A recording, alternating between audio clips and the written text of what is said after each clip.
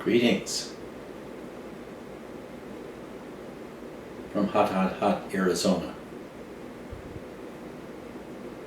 Spencer, I gotta admire you. Karsten, I mean. Spencer, not so much.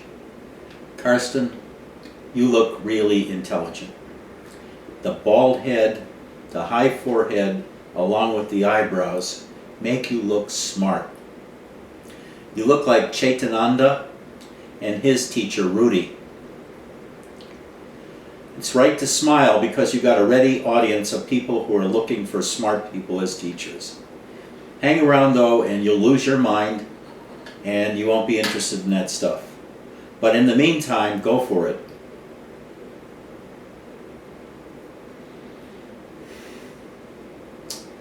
Good morning, and I guess where most of you are, it's afternoon. For the last 3 weeks, I've been talking about the 4 bodies. The gross body, the subtle body, the causal body, and Turiya, or the supra-causal body. This is terminology used by Siddha Rameshwar, which goes back many, many years, at least 1,000 years. And of which you have to understand in order to understand the way Nisargadatta uses his terms. Otherwise, Nisargadatta is very difficult to understand, especially when he makes a distinction between ignorance and knowledge, human existence and the transcendental, the God, and all of these other kinds of terms, how it fits together for him. But Nisargadatta is trying to make a point. Over and over again he points about how consciousness is not specific to you. It's universal.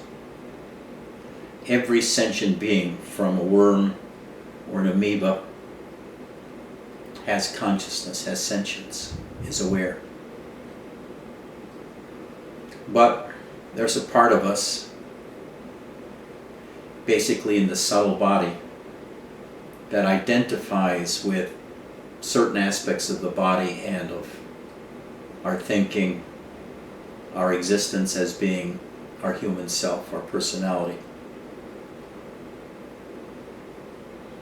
And Nisargadatta and his teacher, Siddha Rameshwar, invite you to investigate yourself analytically, to find out where your sense of I lies at,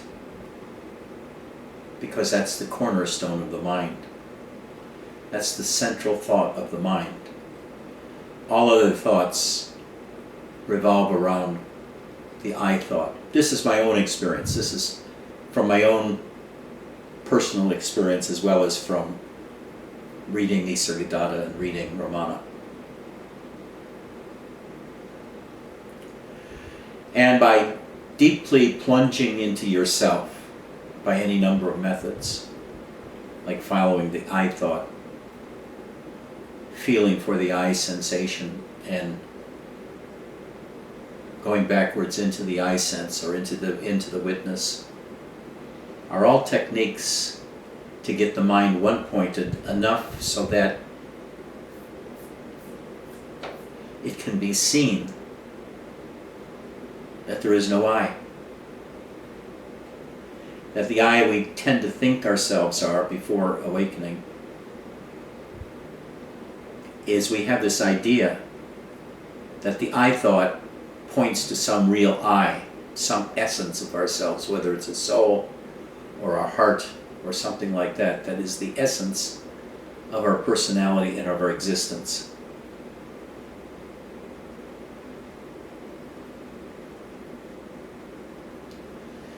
And practicing self-inquiry by any of the methods, like following the I thought that Robert teaches and Ramana teaches, sinking backwards into the self,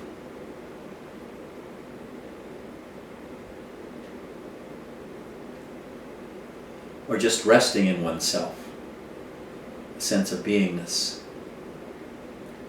done with a pointed mind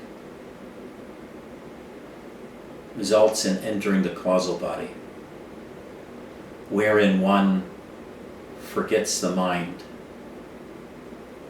One forgets one's own body. One forgets even consciousness and awareness. And then breaks through into Turiya, which is unity consciousness. Without mind, without thinking, and without a body. This is a kind of complicated sequence.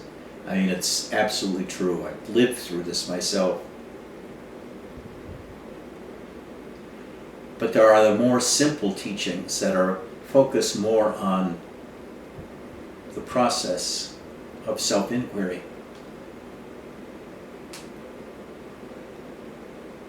Such as Ramana taken at its simplest.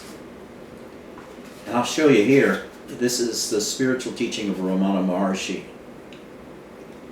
And this is the first 2 pages. Who am I? The gross body, which is composed of the 7 humors, I am not. The 5 cognitive sense organs, that is, the senses of hearing, touch, sight, taste, and smell, which apprehend their respective objects, sound, touch, color, taste, and odor, I am not.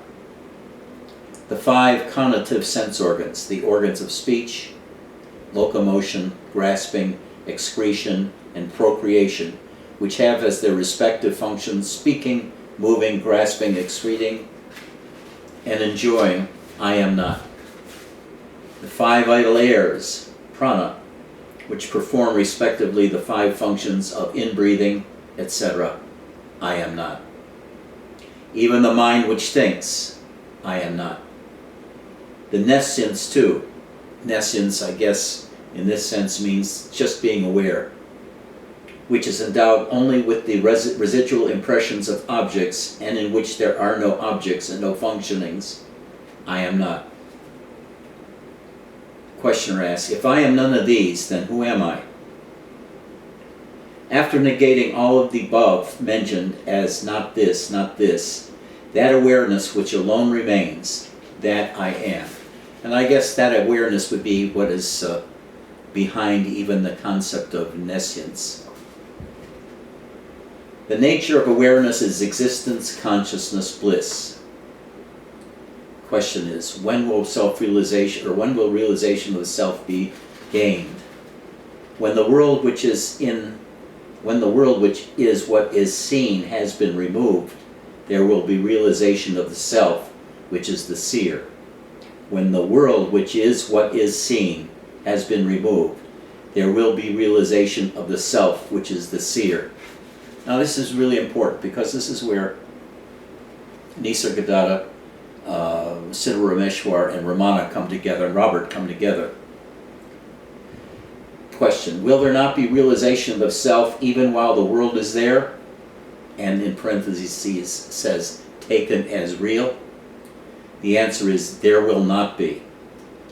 Will there not be realization of the self even while the world is there, or taken as real? There will not be. Why? The seer and the object seen are like the rope and the snake.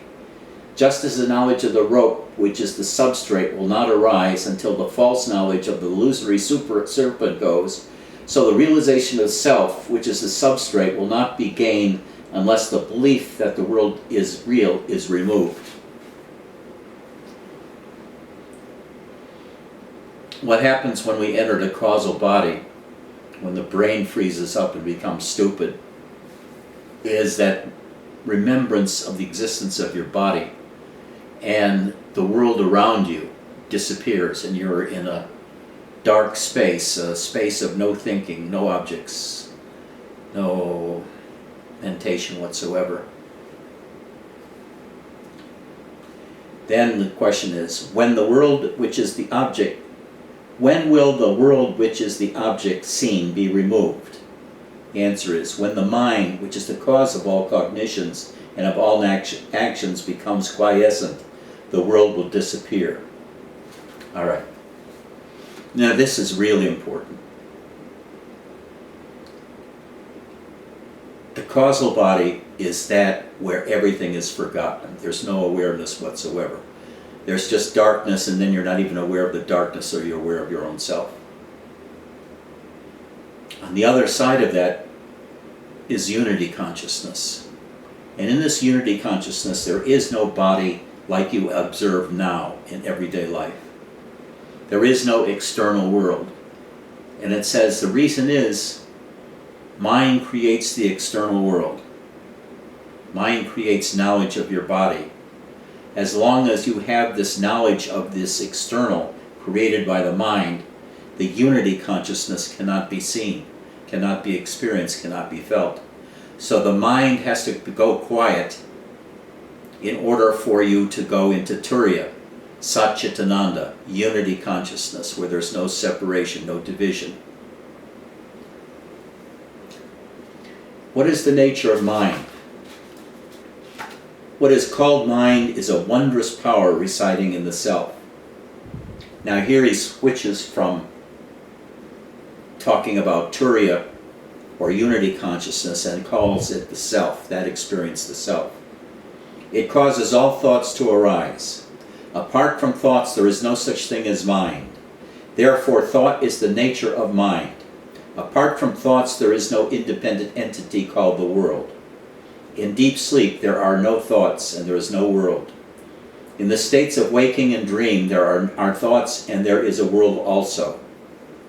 Just as a spider emits the thread of the web out of itself and again withdraws it into itself, likewise the mind projects the world out of itself and again resolves it into itself.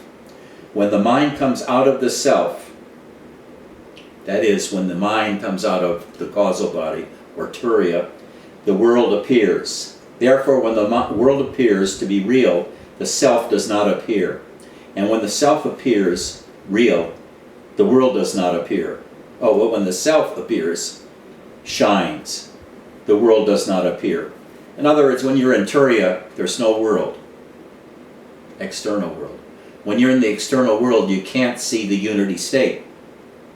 You can't be in the unity state. You can't have the unity realization that everything is you. When one persistently inquires into the nature of mind, the mind will end, leaving the self alone as the residue. What is referred to as the self is the Atman. When the mind always exists only in dependence on something gross, it cannot stay alone. It is the mind that is called the subtle body or the soul. So, he defines mind as the subtle body and self as the supracausal body or Turiya. And the dividing line is the causal body, which is that of forgetting the gross body, forgetting the subtle body, and in their so doing, realizing Turiya, the unity consciousness. Going in the other direction, when the one no longer remembers unity consciousness, the mind arises, and with the mind, the entire world. It's Robert talks about this process a lot. He says, watch your body waking up in the morning. Notice the gap consciousness between your first awareness and then your awareness that the rest of the world exists. Doing these kinds of practices, like sitting meditation on the I thought, or tending to your own mind, or doing any number of things, makes your mind steady. Makes your mind subtle, so that it can see little movements that were not seen there before. Movements of energy, movements of thought, movements of emotions. Stopping the emotions, feeling the emotions, getting into the emotions, becoming the emotions.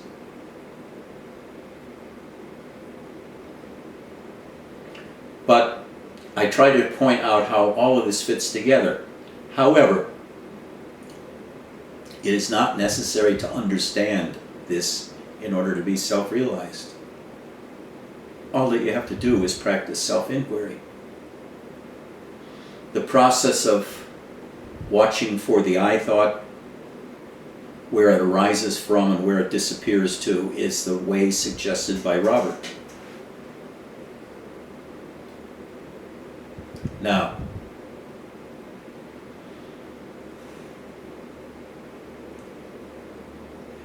this is accomplished by asking yourself, who am I? And you follow that thought downwards. By downwards, I mean down into your heart and finding the emptiness in your heart.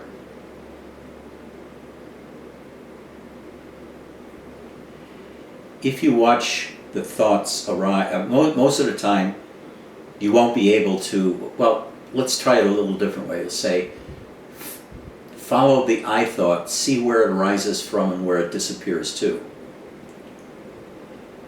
You have to practice watching your mind for a while before you can begin to isolate specific thoughts.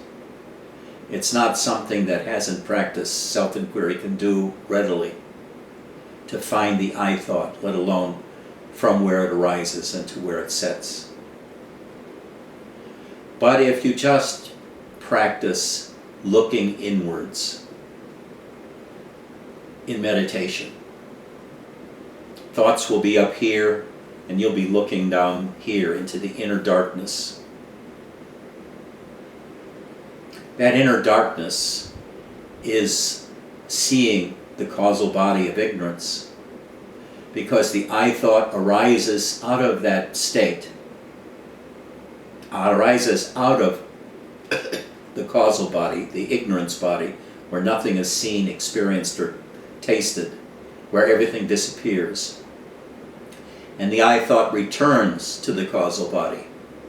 And how that appears experientially is that after a period of time of submerging your awareness inside into that inner darkness and that inner space, it opens up, the space opens up, as well as the third eye opens up, so that the inner vacuum, the inner space, the inner void becomes illumined. It's dark, but you can see into it.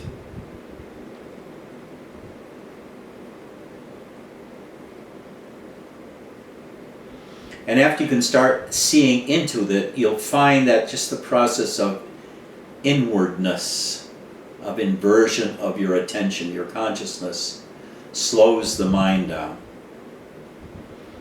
And when the mind slows down, you can begin to watch individual thoughts. You can catch those thoughts. Now, to me, this is how they always appeared, like little clouds. Little dark clouds floating around in that inner space or above my head. So when I thought of I, the concept I, a thought would appear, and I knew that was the I thought.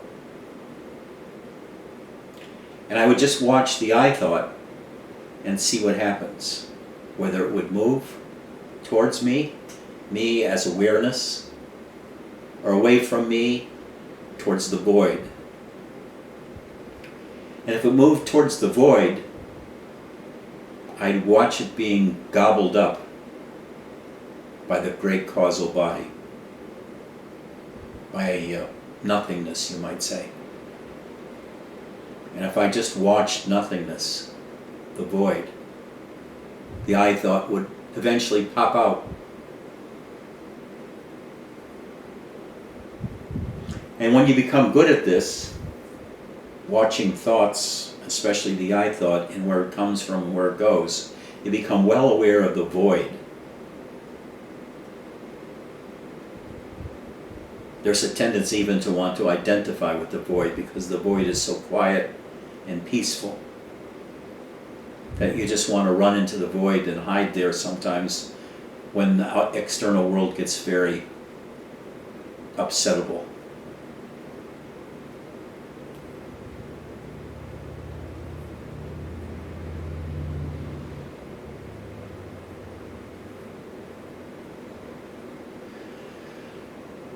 And like I did one time after practicing Who Am I in various forms for over a decade, for over 12 years, is when I was taking a shower, I looked for the I thought inside that void inside of me, like I had a million times before, or maybe 300,000 times, I don't know how many times. And I saw there was nothing there, there was just the void. And I realized there was no entity that the I thought pointed to. There was no inner ed musica. What there was an entire vast emptiness inside. And the I thought, in a sense, pointed to this entirety of this vast emptiness, which suddenly I had become.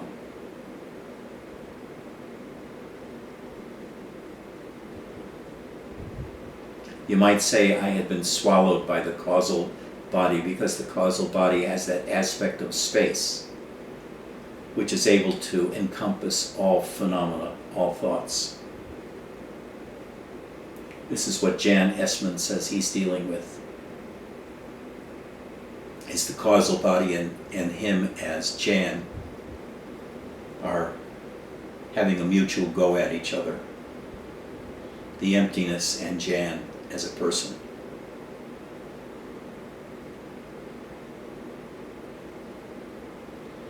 So if we continue into the void,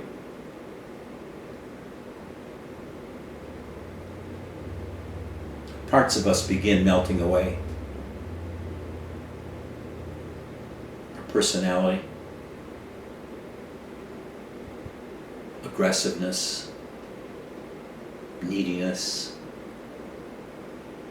all of those seem relatively unimportant now. What is important is to be in the void. Remain in the void. Because the void is cool. It's clear. It's non-moving. It sucks up all emotions and makes them into nothingness. All depression is eaten up. Anxiety is eaten up. Fear is eaten up. However, even love is eaten up. Desire is eaten up. Leaving one with increasing sense of peace and of independence of all that dependence on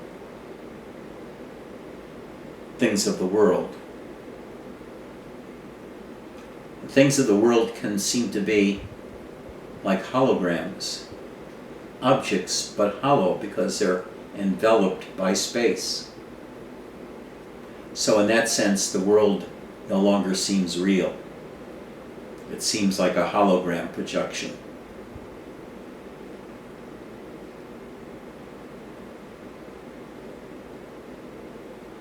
And then we move deeper, past the void, into unity consciousness.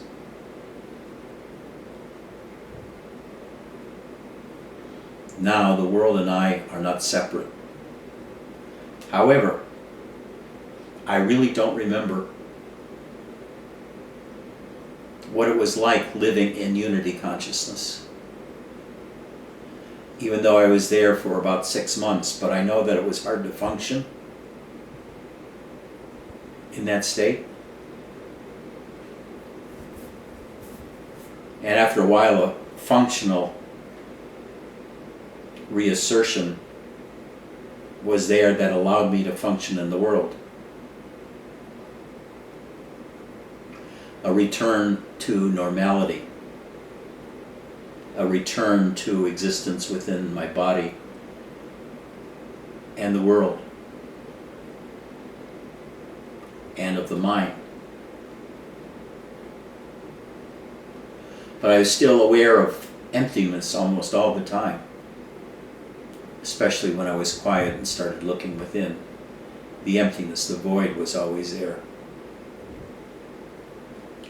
Robert was asked at one point in one of the satsangs, Robert, how do you see the world? Is it filled with light? Is it unity consciousness? Is it this or is it that? And Robert said, no, none of that's true. If it were, I couldn't function in the world. I see the world like you do. Only I know that you are consciousness, as am I. All that there is consciousness. There's no world, external world.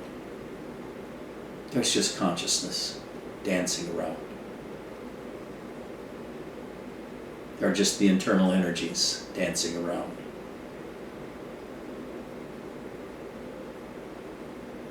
It's just thoughts and emotions dancing around.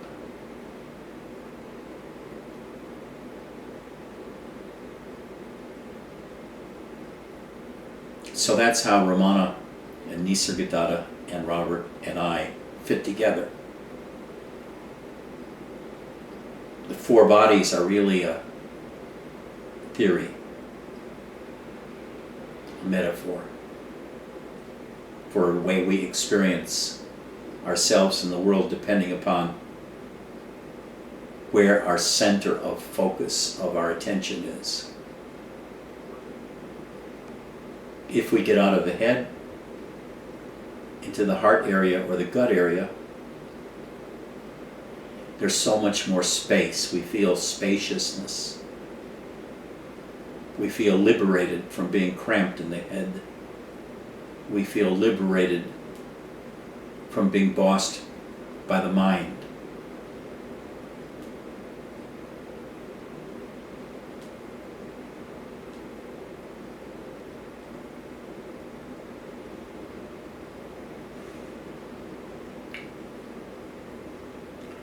And I would also repeat this, what Robert always said.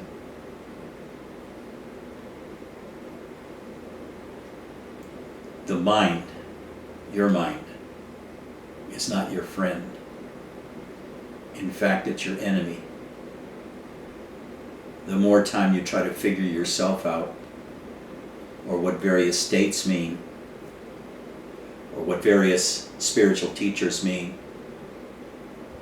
and you spend thinking, comparing, contrasting, relating to your own experience, as long as you're doing that, you'll never have release. The mind has to slow down and stop. And that's best done by doing self-inquiry and focusing on the I thought. First watching the mind scattered and thinking, coming and going, and then trying to focus on the I thought or the I concept or just the sound I, and watching how difficult it is, because the mind keeps sending in thoughts and trying to distract you.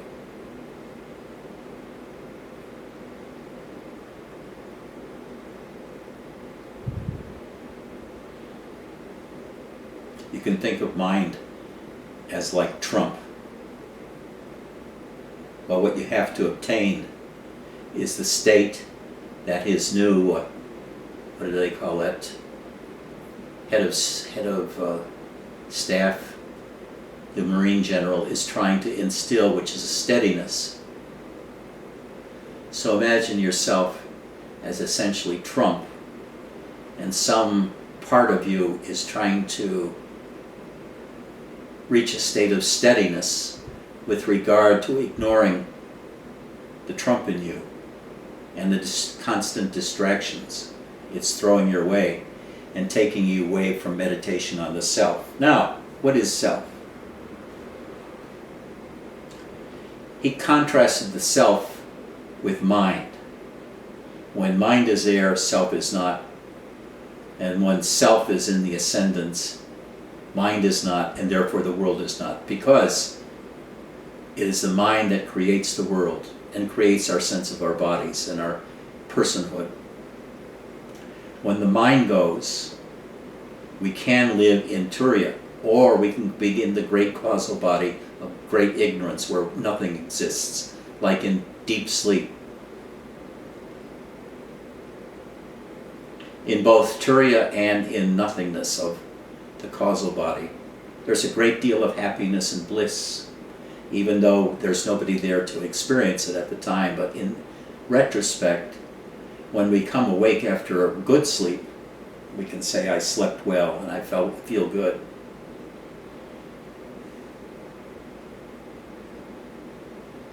Because that's where natural happiness lies, within Turiya, with the absence of the mind, the absence of your desires and your emotions, the absence of focus on the external world. So, at this point, let's practice a bit of self-inquiry. Get in a position where you feel really relaxed.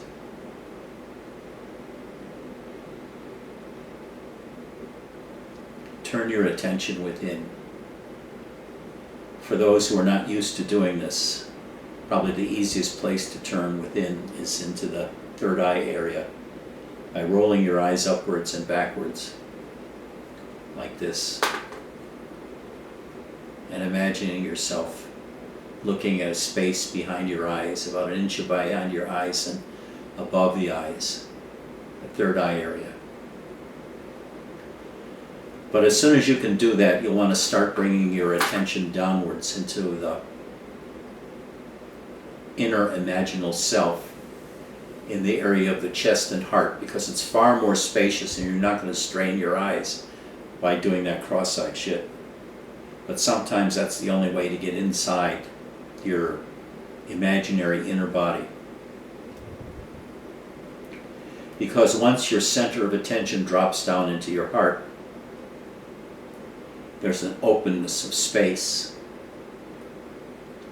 that makes it easier to accept anything, because you're vast like a cloud, and any kind of individual thing going on in your life, however much of a problem, is just eaten by that cloud, absorbed by that cloud, made easier by that cloud, that infinite space within. And when you're in that inner space, because it is so large and it's so vast, it's easier to separate out thoughts. Instead of them all buzzing around inside your head, one right after another. Resting into your own space gives you a much larger area to observe those thoughts. So they're not crowded like they were before. And they move much less quickly. They can move infinitely slowly once they're inside this large imaginal space inside of you. And when they move so slowly, they don't bother you. They don't even distract you. You're just resting in this infinite space.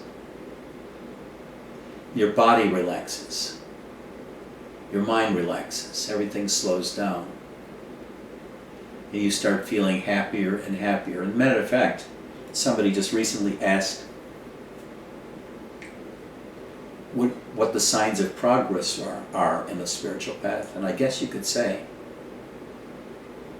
the signs of progress are feeling increasingly happy. And I don't mean from hour to hour, day to day, but I'm talking about from month to month and year to year. You feel increasingly happy because you're living in a larger space. You're not so crowded into the mind. The mind is just a epiphenomena that doesn't matter much to you. And you have good access to the causal body, which is pure space without any objects in it. It could be called pure consciousness. The world disappears. Your own self disappears. thoughts disappear, the mind disappears. And resting in that for a period of time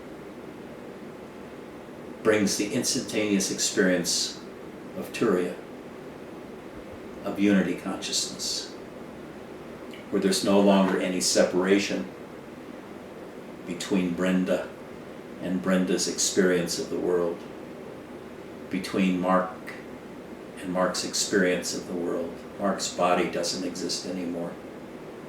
Mark's mind doesn't exist anymore. Just the unity experience that fills all of space with everything, and you are it.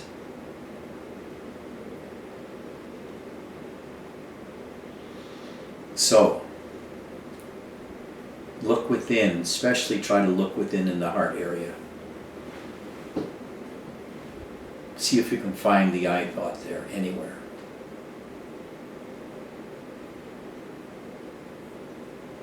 Now this is a beginner's practice, but it works. Because by so doing you become well aware of the nature of emptiness within.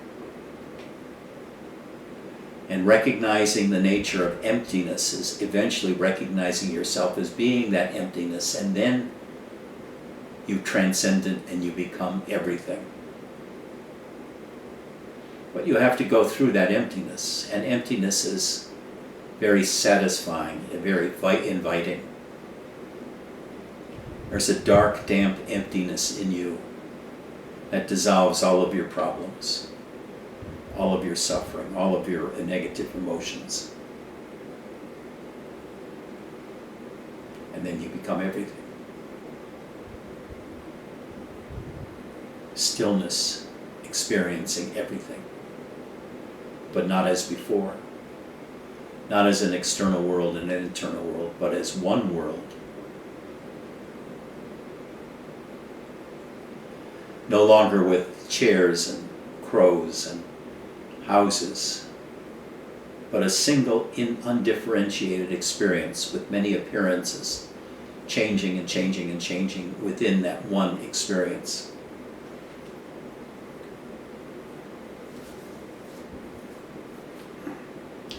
Now, a lot of people tell me they experience the state on drugs.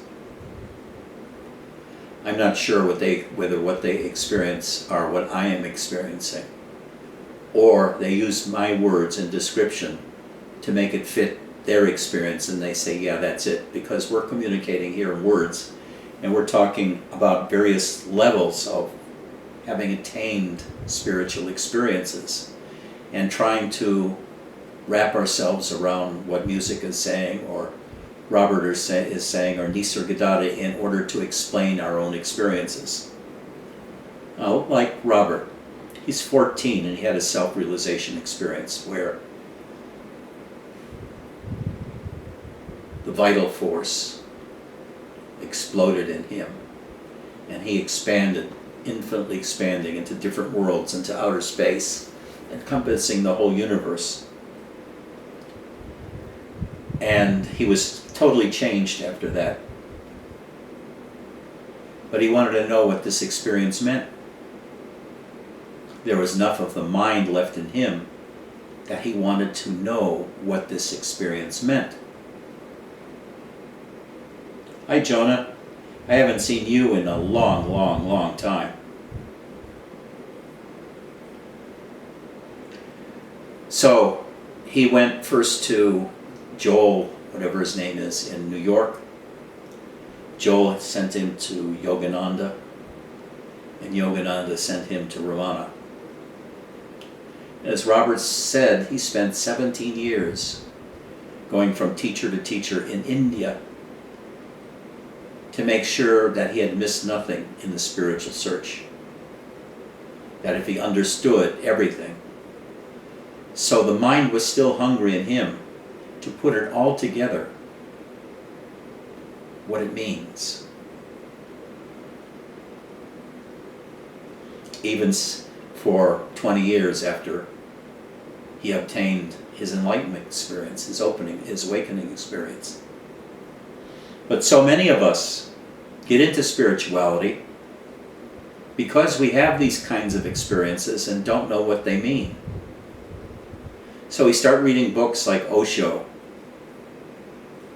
or Eckhart Tolle, or Ramana, or Nisargadatta, to get some sort of structure, to have it all fall together as to what these things mean in order for our mind to stop.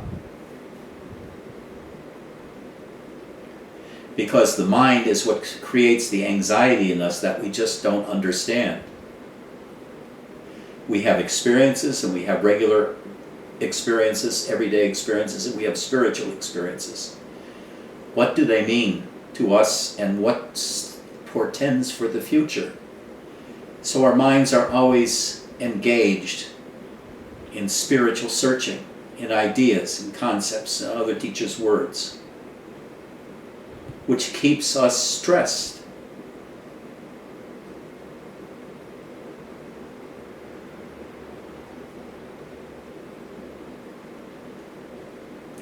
But when we enter the causal body of forgetfulness, there's no more stress.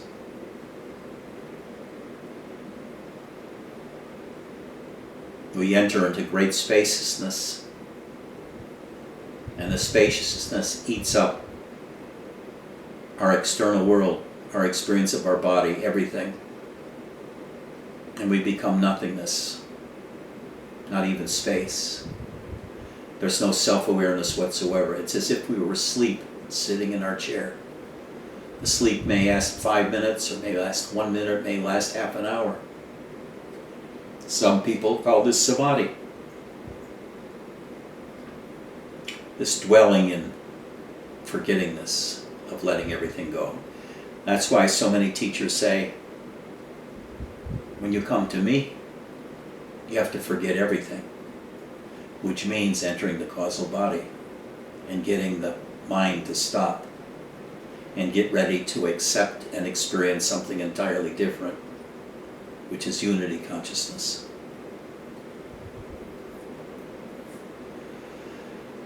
Are there any questions? Welcome, Dia. I consider Dia a co-leader of these satsangs because she balances me out from being a fucking brain to being a totally sentient person of other worlds and of this dimension on a feeling basis. Welcome. We used to run satsangs together, and they were delightful, at least I thought so. Steve Eckhart, remember how he changed? When we gave him Shaktipat, he was never the same again. He became a babbling idiot. All of you can become babbling idiots if you practice hard and follow me.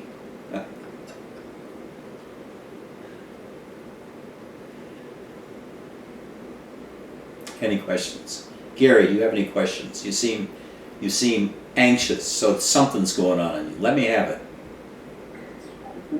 Hi there, can you hear me? You have any questions? I was reading your on your website. You had like your psychoanalysis books that you put up there. Right.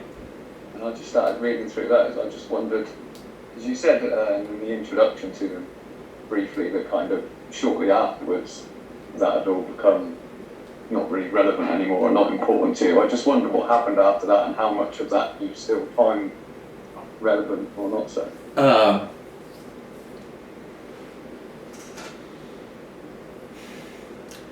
Let's just say you can safely skip psychoanalysis if you're in a spiritual search. I explored it because I was in psychotherapy for 7 or 8 years, and I got a PhD in psychology, so I was forced to write a master's and a PhD dissertation, and I chose the subject of object-relation psychoanalysis, the British school, because they were aware that the I in a sense, was not an object, but we created an inner object, which we called the self, or I. And they talked about the failures for this self-concept to develop and to not have a solid foundation for our lives. So I found it very interesting. But it can safely be entirely ignored. We can deal with emotions without having a theoretical substructure. A therapist doesn't have to have a theoretical point of view to help us uncover the feelings within us just by listening and being maybe a half a step ahead in terms of directing one's attention, like Carl Rogers states. So you don't need theory at all.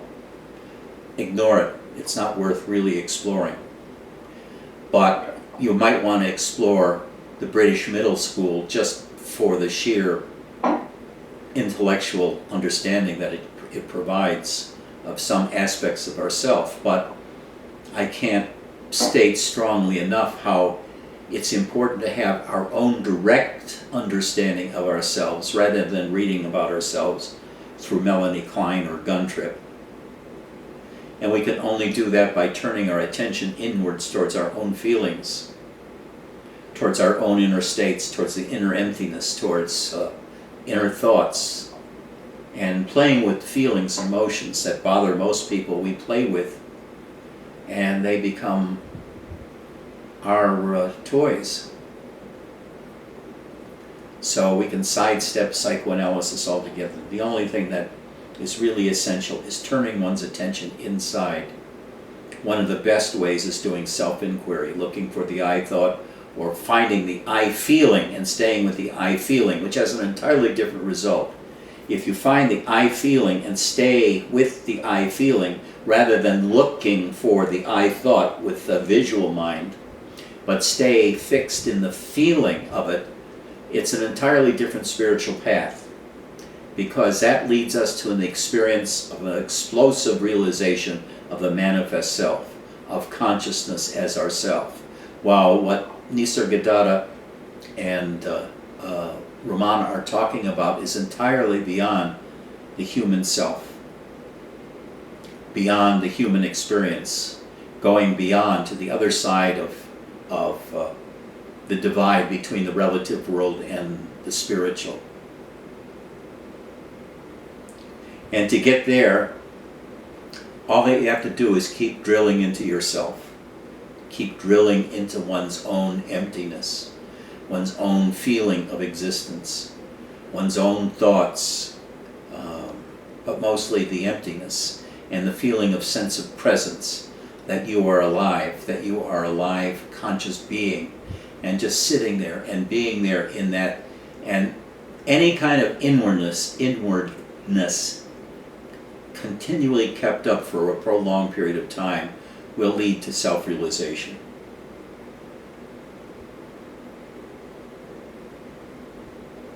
Any other questions?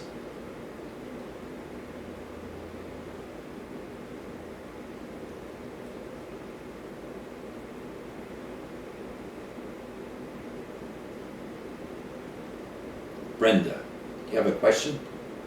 You want to type it in?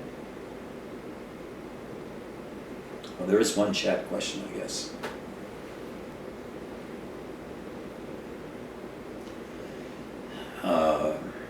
Sukai says, surely each thought is the I thought. Not at all. Not at all. There are billions of concepts, billions of thoughts, but there's only one I thought.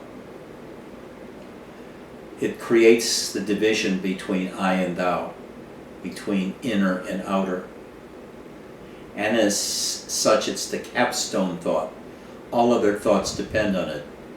When the I thought is seen to be corrupt in the sense that there is no I entity that it points to, all other thoughts fall down and become nothingness, and you're free of thoughts.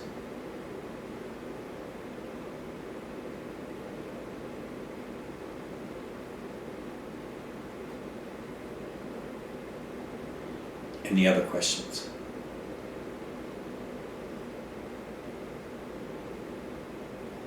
Any criticisms? Mark, share a thought.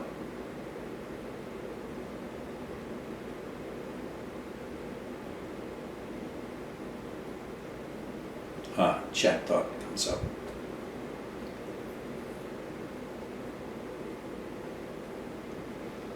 Brenda said Robert would talk about killing the mind.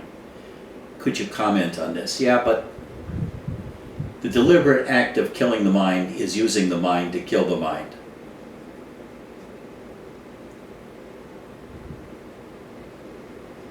And the way he usually talked about it is not to slap it down, to whenever it rises up to slap it down, but to really slow thinking down. That is, if a thought arose, don't follow it. Don't let it distract you. Turn your attention away, back to whatever you were thinking or whatever you were concentrating on before the distracting thought arose. Suppose you're fixating on the I thought, or perhaps you're focused on the emptiness in you, and a thought comes up. What shall I have for dinner? Rather than following that thought, saying, well, we have these 3 microwave meals, or we have some fresh vegetables that I could, etc., etc. And so starts a train of thoughts following that original thought, what's for dinner? What should we have for dinner? And instead, as soon as what's for dinner comes up, you note it, and then you look away and go back to whatever else you were doing. So it's not slapping it down, but what it is attending to each thought as they arise. Note the thought, and then turn it back to your original subject of your meditation, whether it be emptiness or the I thought or the sense of I. Now, it is still not clear to me what the I thought is. Please help explain again.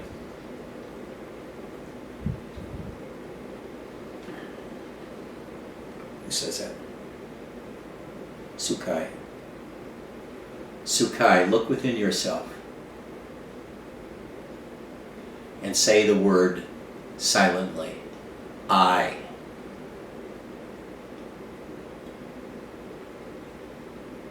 Where did that come from?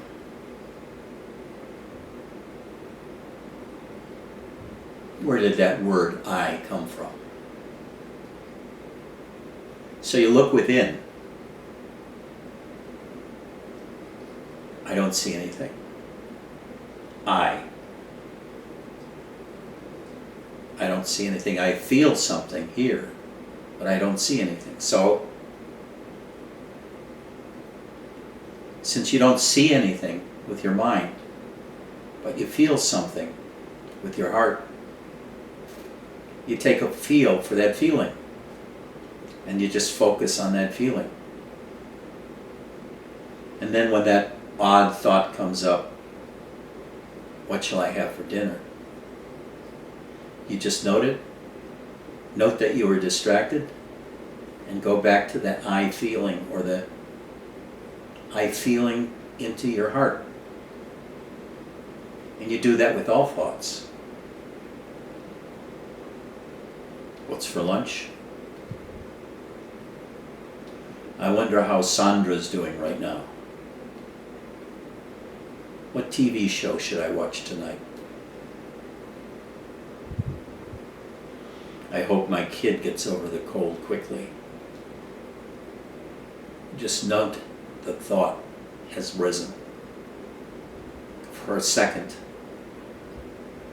you grab and hold that thought.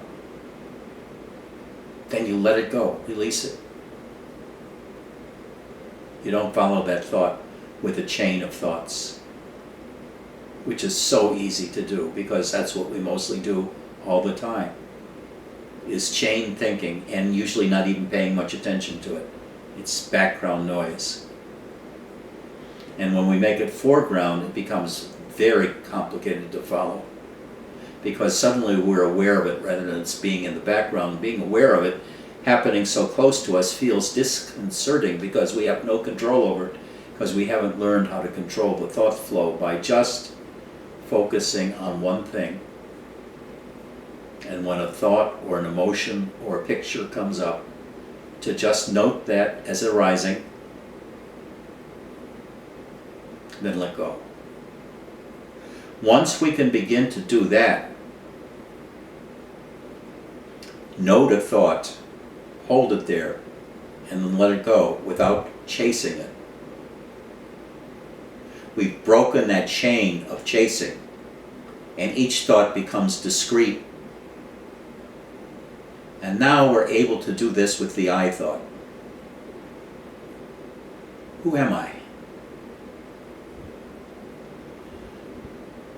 Now we have an infinite amount of space to follow that I thought. Who am I? Who am I? And we can feel it, and it's sinking down. And then after a while we can actually see it as a little gray cloud. A little tiny thing, about this big, floating somewhere into us and then disappearing into the inner emptiness. It's absorbed by the causal body. That's what the I thought is. It can't be explained until you have mastered the ability to isolate specific thoughts through practice. By picking a thought or picking an observable within ourselves, such as an emotion, or the breathing, or the sense of I, or some energetic aspect of ourselves, and we focus on it. And when a distraction like a thought or a noise comes up, we note it, hold on to it for a second, and then let it go. And don't let a chain of secondary thoughts follow it, like, well, there's stuff in the kitchen, the refrigerator, there's this, in order to account for eating in the evening. When you can do that, you can isolate the thoughts, then you can really work on where does the I thought arise from and where does it disappear into, and you'll always find it disappears into emptiness and nothingness. Into the emptiness it goes and disappears into the causal body. And from the causal body, it is where it comes out into consciousness, into the subtle body. But it's not something you can explain and grasp immediately without having practiced for a while of slowing the mind down so that it can grasp individual thoughts. Are there any other questions?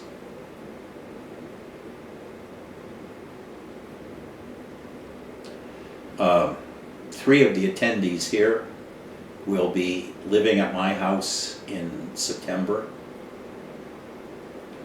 Max at the top for me. I don't know where he is for you, from Austria. Dia from Scotland. And Michael from, I don't know where the fuck Michael is out of. Where are you from, Michael? I know ostensibly you're from California, but I think you're from outer space, really, sometimes. But then at the end of the month, Enrique will be coming here. No, at the end of October, from South America. He'll be here for 3 days. And then there have been other people. Oh yes, there's, what is his name? Kevin.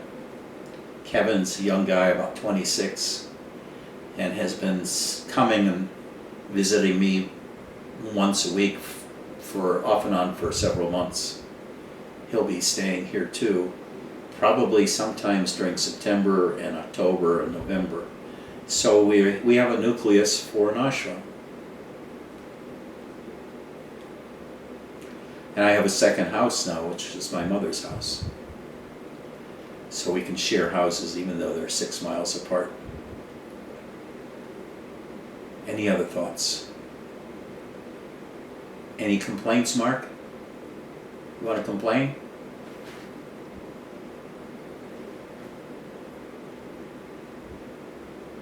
Ken, you want to complain? Sebastian, I don't think I've ever met you before, although I've seen the name around. And Jonah has been off and on for years. You've grown a big beard since I last saw you. Well, this seems like a very worthwhile satsang on technique, on method. So I'll get it taped and posted. In the meantime, from those that are coming here, I think because there'll be enough people here, we'll impose more order than we had before. We're going to have chanting music playing throughout the day, not all the time, in the house, like in a regular ashram, usually for an hour or so before meals. I think we should have standard meditation periods too. Just so there's, you know, when you have 5 people each going in their own direction, because usually I don't give a shit. I just let things happen as they do, but there are certain things that tend to get out of control, like Michael, when he's given full freedom, and Max, when he's given full freedom. So we're going to clamp them down somewhat into a regiment, not a stiff regiment. I can't stand that myself. But a little time set aside for practice, a time set aside for eating, a time set aside for meditating, working on the I am, and then 2 hours for primetime TV, where I get to watch aliens eating the human race.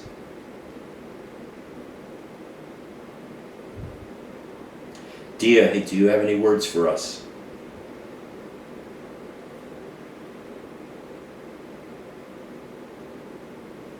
Well, next week, same time. I love you very much. We're all part of something special. Take care. I'll see you next week, same time, same place.